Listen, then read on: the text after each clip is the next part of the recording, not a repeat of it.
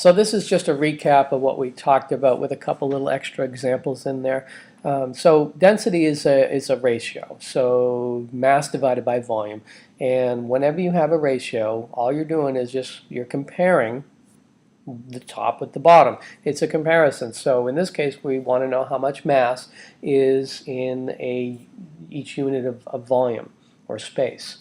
The metric units are going to be grams per cubic centimeter if they're solids. If they're liquids, that's the same thing as saying grams per milliliter. We could take one and convert it to the other, just simply a 1-to-1 ratio.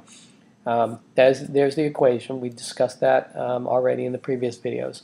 And objects, when they are put together and mixed, depending upon the situation, they're going to sink or settle depending upon their density. So think of liquids, think of air. Objects with larger densities settle to the bottom.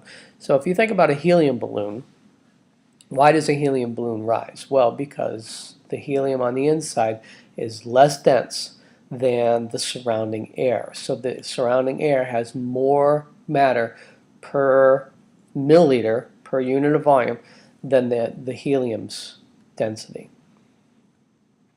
Objects with smaller densities settle to the top, thus the helium balloon is going to rise. Your beach ball in a pool, why does it float? Because the density is less dense than water.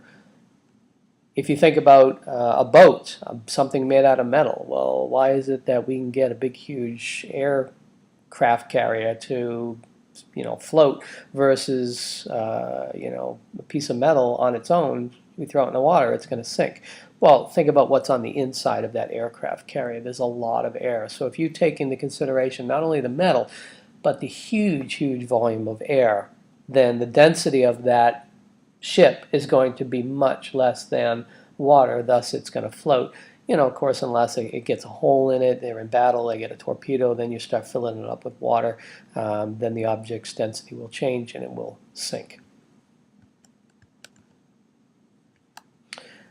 Okay, so objects with densities less than 1 gram per milliliter are going to float. We call that a positive buoyancy. Buoyancy is just whether or not it floats or not.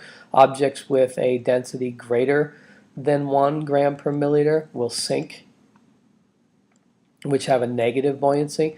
Objects with a density that are equal to 1 gram per milliliter are going to be neutrally buoyant. So when we talk about water, this is pure water. Pure water is the standard for density. It is 1 gram per milliliter.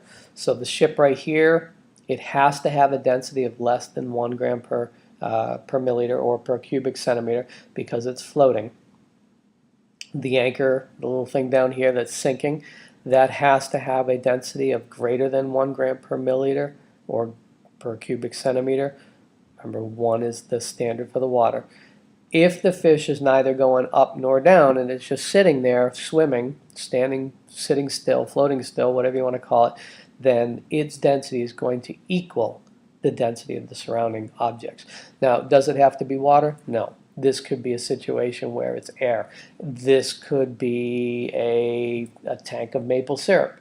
It could be a tank of rubbing alcohol, which is less dense than water. It doesn't matter what it is. The materials are going to act the same way. Objects with bigger densities end up at the bottom. Objects with less dense materials are going to end up at top. Okay, we discussed this before. This is just simply telling you how do you change an object's density. Well, you can increase the volume or you can decrease the mass. That's going to make the object's density smaller. If you want to make an object's density larger, you can either change the volume, decrease it, or increase the mass.